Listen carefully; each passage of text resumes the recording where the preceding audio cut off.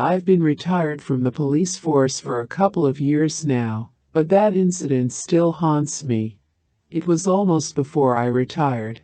That morning I was on duty as usual, and near lunchtime I got a call, a dead body, dead before the ambulance arrived.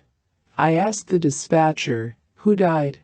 Turned out to be a young guy, 27 years old only. His girlfriend called the police, said he had suffocated in his bed. She called an ambulance right away, but the medics didn't have time to save him. I arrived at the address and a young girl opened the door, and she was in tears. Well, there's nothing to do. I start drawing up papers. There's a man dead in a room on the bed, lying on his back, identified by his passport. The guy, I must say, looked healthy, and the apartment was in perfect order. I could see that an ordinary young couple lived there. But the feeling was not good, as if someone unkind was looking at my back. I started questioning the girl, and she told me that the guy did not drink or even smoke, did not complain about his health. He worked. The day before everything was normal, and then in the morning he started panting and screaming in his sleep. And all this without waking up.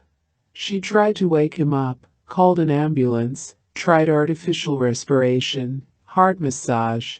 He wheezed, and then fell silent. When paramedics arrived, they escorted her out of the room, and tried to resuscitate him for a long time. There was no result. It was obvious that the girl was very worried and even afraid. I asked her if there was anyone who could stay with her, and she cried. They rented this apartment a few weeks ago. They moved to our city recently because he was offered a good job. Almost immediately in the new place the guy started sleeping badly. He had nightmares. He would wake up and say that there was a man standing in the room. She didn't see anyone and tried to calm him down, but it didn't help. Look, there he is. Can you see him? She chalked it up to fatigue, to bad dreams, offered to sleep with the lights on. And the guy would clearly describe the man, his face, his clothes, his pose. And each time the man came closer and closer to their bed. All of this was repeated only at night, but there were other oddities as well. The landlady did not go further than the threshold, quickly took the money and left, as if afraid of something. When the girl described the man to her, she turned pale, but said she knew nothing about it. The girl believed that it was the stranger who had strangled her boyfriend. In recent nights he had come very close to their bed. The medics, of course, conducted an examination. They wrote that the cause of death was coronary heart disease. And I couldn't get the case out of my head.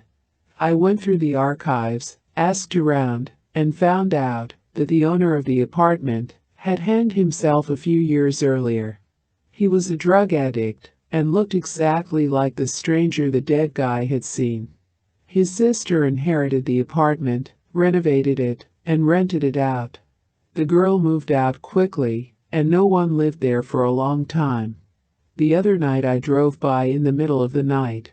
There was a light on in the windows of the apartment.